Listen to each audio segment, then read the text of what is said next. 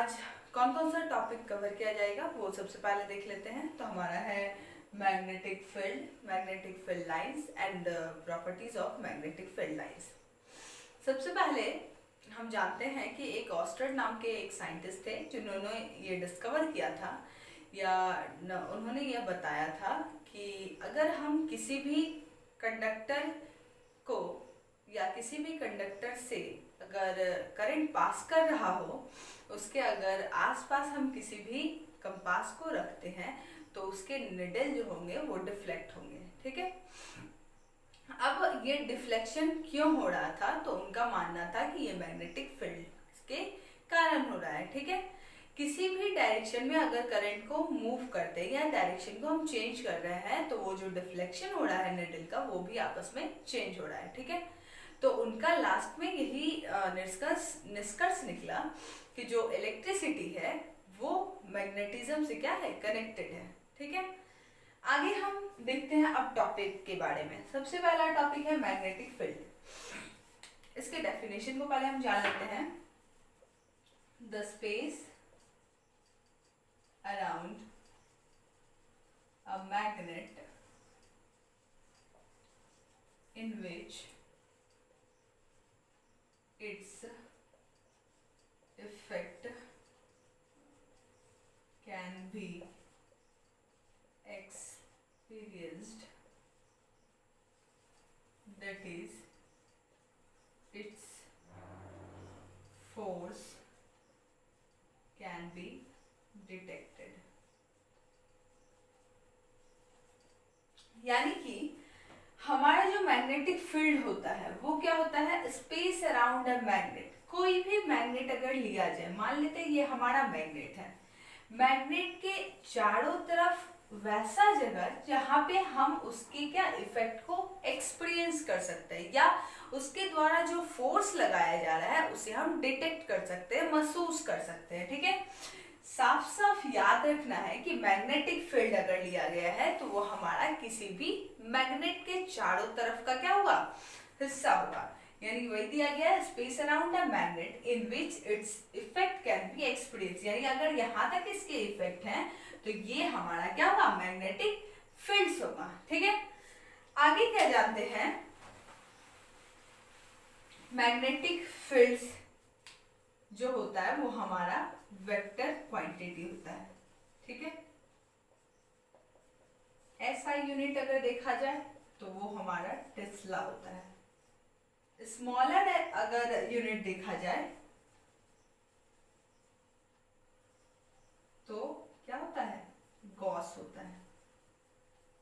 ठीक है, vector quantity पता ही होगा कि मैग्नीट्यूड के साथ साथ डायरेक्शन भी होता है और एक और क्वांटिटी होता है जो कि हमारा स्केलर क्वांटिटी होता है जिसमें कि सिर्फ मैग्नीट्यूड होते हैं। यानी कि ये जो हमारा क्या था, मैग्नेटिक फील्ड था। मैग्नेटिक फील्ड क्या होता है, वैसा स्पेस यानी मैग्नेट के चारों तरफ का वह भाग जिसमें कि हम उसके फोर्स को फील कर सकते हैं, उसे क्या कहा जाता है, मैग्नेटिक फील्ड कहा जाता है। उसके ऐसा यूनिट जो होते हैं वो टेस्ला होते हैं।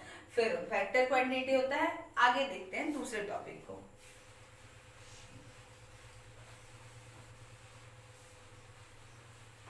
दूसरा टॉपिक है मैग्नेटिक फील्ड लाइंस। चलिए सबसे पहले देख लेते हैं definition. The imaginary lines representing the magnetic field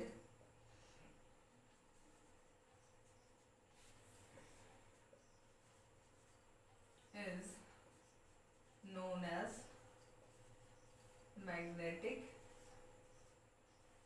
field lines।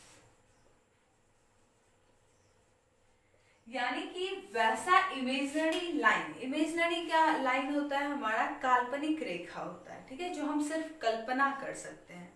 Imaginary line representing the magnetic field, यानी मैग्नेटिक फील्ड को रिप्रेजेंट करने वाला जो काल्पनिक रेखा होता है वो हमारा होता है मैग्नेटिक फील्ड लाइंस। ठीक है, अब क्या है, मैग्नेटिक फील्ड लाइंस को अगर मान लेते हैं कोई ऐसा कंडक्टर है जिससे कि करंट फ्लो कर रहा है, उसकी तरफ चारों तरफ अगर हम आयरन फिलिंग डाल देते हैं तो वो जिस तरीके से अरेंज होता है, उनका जैसा पैटर्न होता है, वही हमारा क्या होता है, मैग्नेटिक फील्ड लाइंस होता है। ठीक है, चलिए आगे इसके प्रॉपर्टीज के बारे में जान लेते हैं।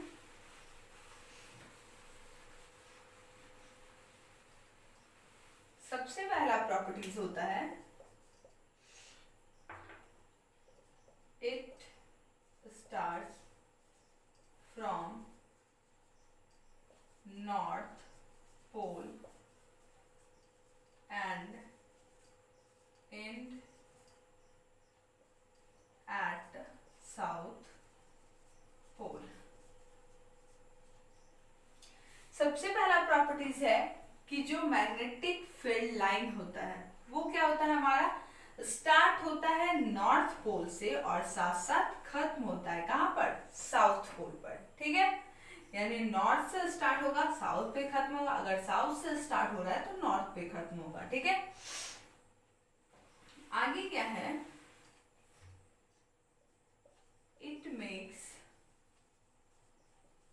क्लोज्ड एंड कंटिन्यूअस कर्व्स, यानी कि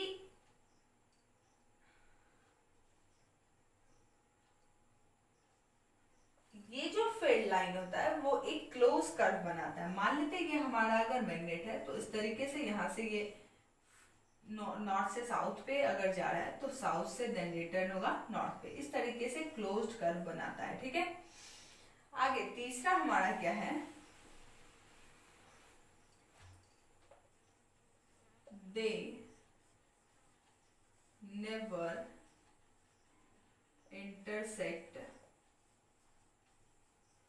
ईच अदर, यानी कि अगर दो मैग्नेटिक फील्ड लाइंस को लिया जाए तो वो कभी भी आपस में इंटरसेक्ट नहीं करेंगे। ठीक है, अगर वो ऐसा करते हैं तो क्या होता है, हमारे पास दो डायरेक्शन होगा, जबकि हम लोग जानते क्या है, नॉर्थ से स्टार्ट होगा और साउथ पर कहीं खत्म होगा, तो दो डायरेक्शन हो जाएगा। इसीलिए कभी भी ये याद रखिएगा कि वे कभी भी इंटरसेक्ट नहीं करते हैं। ठीक है, अगर वे ऐसा करेंगे तो दो डायरेक्शन क्या होगा, हमारा रिप्रेजेंट होगा। ठीक है,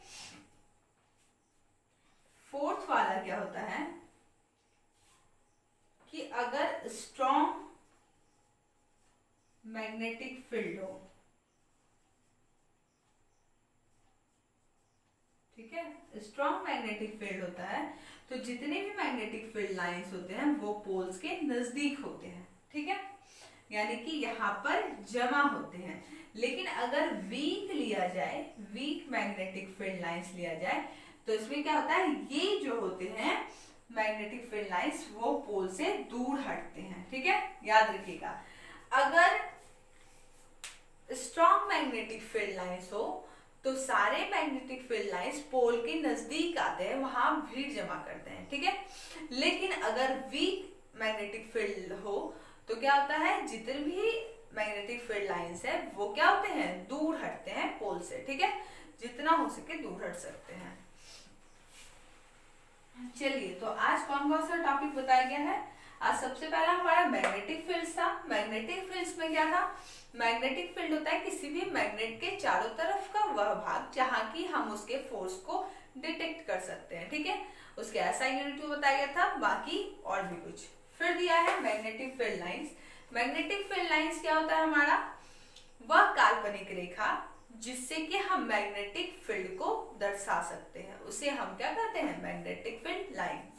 फिर है properties of magnetic field lines. इसमें क्या होता है, मेन जो है वो पहले हम देख लेते हैं एक बार फिर से, कि हमारा सबसे पहला वो क्या, क्लोज्ड और कंटिन्यूअस पाथ बनाएगा, लूप बनाएगा।